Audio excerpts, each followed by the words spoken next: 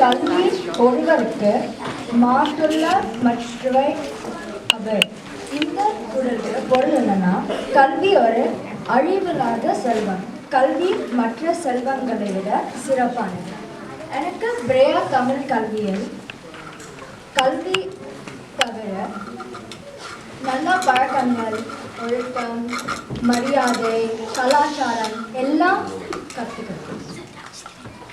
அதுவோட முக்கியமாக நல்ல நண்பர்கள் கிடைச்சிருக்காங்க.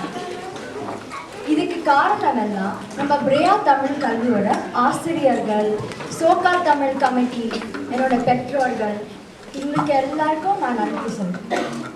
ஃபர்ஸ்ட் நான் தமிழ் கல்விக்கு வரும்போது எனக்கு அவ்வளோ பிடிக்கல. ஏன் பிடிக்கல? ஹோம்ஒர்க், டெஸ்ட் எல்லாம் புதுசாக இருந்தது. பேசுகிற தமிழும் எழுதுகிற தமிழும் கொஞ்சம் வேறு மாதிரி இருந்தது. ஆனால் ஆசிரியர்கள் கொஞ்சம் கொஞ்சமாக இதை மாற்றிட்டாங்க.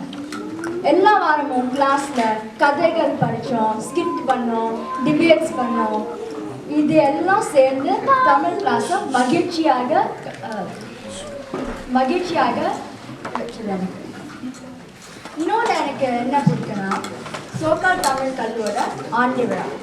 எல்லா வருஷமும் சேர்ந்து பாட்டு பாடுவோம், டான்ஸ் ஆடுவோம், தமிழ் கலாச்சாரத்தை பற்றி நிறையா கற்றுக்கோம். போன வருஷம் எல்லாரும் திருக்குறள் பாடினோம். பாடி முடிச்சோன்னே நான் நித்யா ஆண்டி கிட்ட சொன்னேன், எல்லா திருக்குறளும் இப்படி பாட்டு ஃபார்மேட்டில் கற்றுக்கிட்டா ஆல் 1330 குறளும் கற்றுக்கலாமே.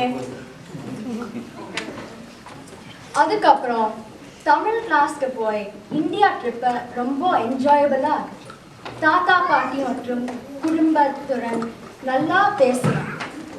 பொன்னியின் செல்வன் படம் எனக்கு அண்டர்ஸ்டாண்ட் பண்ண முடிஞ்சது. ஒரு ஆச்சரியமான அந்த தமிழ் இந்தியாவில் மட்டும் பேச மாட்டாங்க. தமிழ் வேறு கண்ட்ரிஸ்லையும் பேசுவாங்க. இந்தோனேஷியா, மலேசியா, சிங்கப்பூர் இந்த நாட்டிலெல்லாம் தமிழ் ஒரு மொழியாக இருக்கு. தமிழ் ஒரு பழமையான பெருமையான மொழி. இந்த வருஷம் நான் பிரியா தமிழ் கல்வியிலிருந்து கிராஜுவேட் ஆகிறேன். அடுத்த வருஷம் நான் வாலண்டியராக வரப்போகிறேன்.